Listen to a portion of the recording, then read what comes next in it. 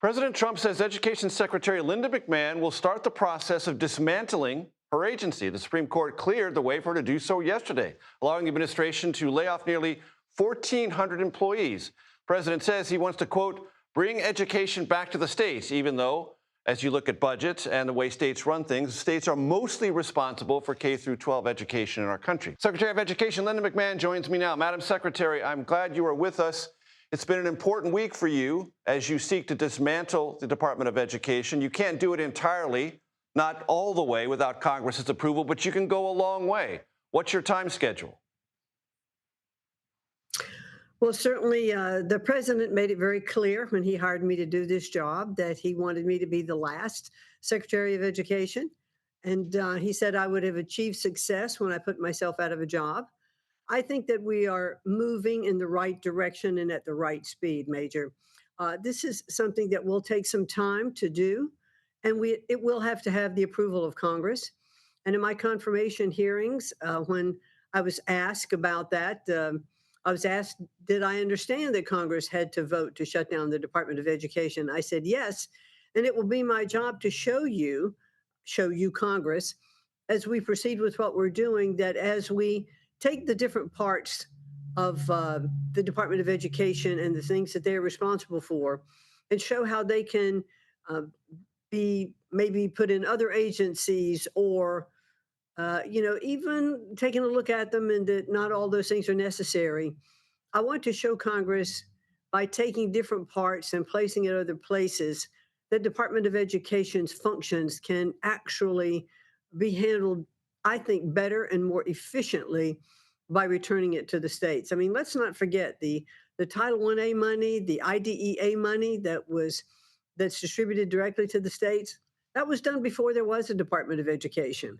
There were grants that were given before there was a Department of Education.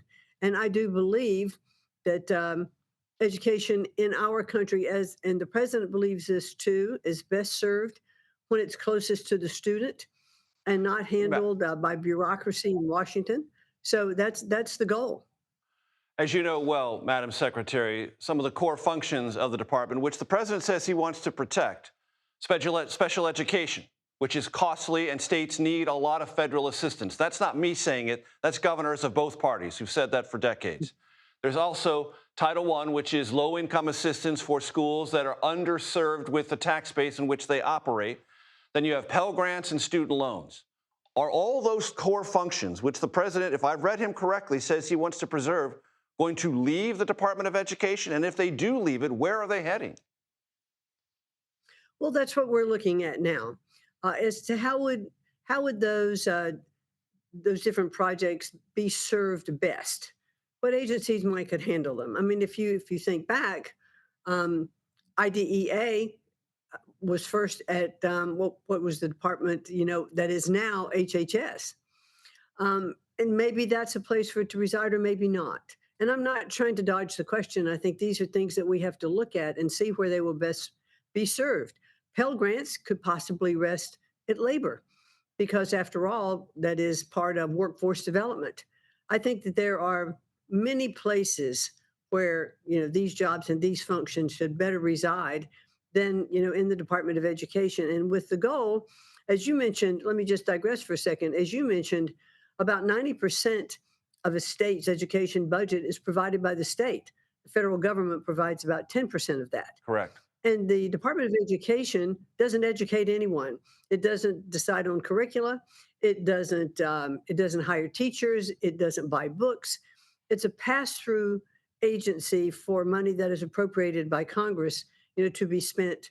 And it does have, competitive grant programs that go to the states. And it's our goal to simplify that process and to have more of a simplified funding that is delivered formulaically in the state. And therefore, you don't have to have grant writers. You don't have to have the expense. You don't have to have all the regulations that go with that if it's formulaically delivered. And that's the goal. And it's a smart way to look at that money. Madam Secretary, the Education Department also does research on education outcomes.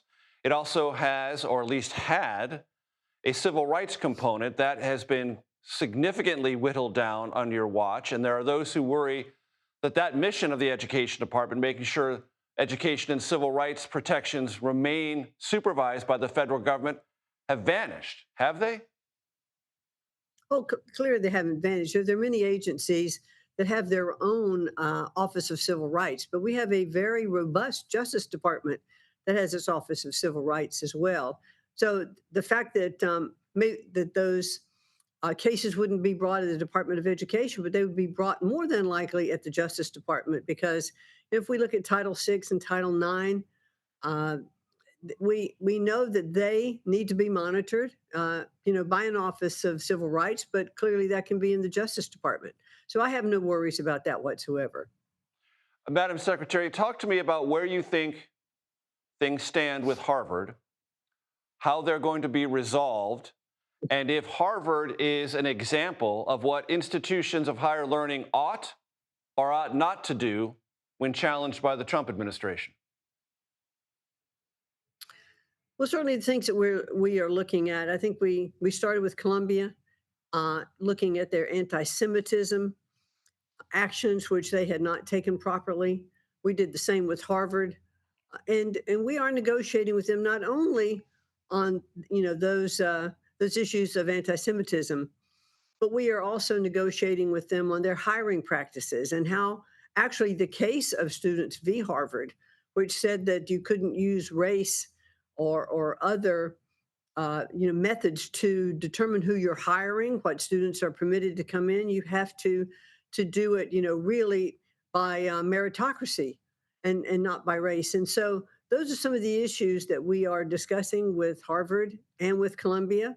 And I think that we're making good progress with those negotiations, and I'm hoping we'll get those cleared up pretty soon. Even those within Harvard who acknowledge problems on campus with protests, anti-Semitism, would say, look, governance ought to be left to private institutions. Who they hire, how they develop curriculum, how they look at potential members of the faculty. And they resist or believe there's something dangerous about any administration, yours, the previous Biden administration, some incoming future Democratic administration, getting into their business on a day-to-day basis. How do you respond to that? Well, when you have a court action that has found that in the Students v. Harvard case, that there were instances when there was not meritocracy that was being used to hire professors. There was 3% of the Harvard faculty, by reported by the Harvard Crimson, was 3%. That's clearly not a balanced viewpoint across universities. And if they're receiving federal funding, then they're going to have to pay attention to not only federal law, which is, of course, first and foremost, but other issues as well. Now, if you don't want federal funding, okay, then you have a right to operate totally as a private university. But if you were taking taxpayer dollars, then you really have to pay attention to this. And we're looking across universities for many issues. In terms of the cost of attending university. When you think about the fact that $1.6 trillion of debt is a result of college, loans, to students. And that's an amazing amount of debt for our country, to be on the hook for. And universities aren't delivering ROI on a lot of that debt. So we want, and the big beautiful bill does have some provisions in it.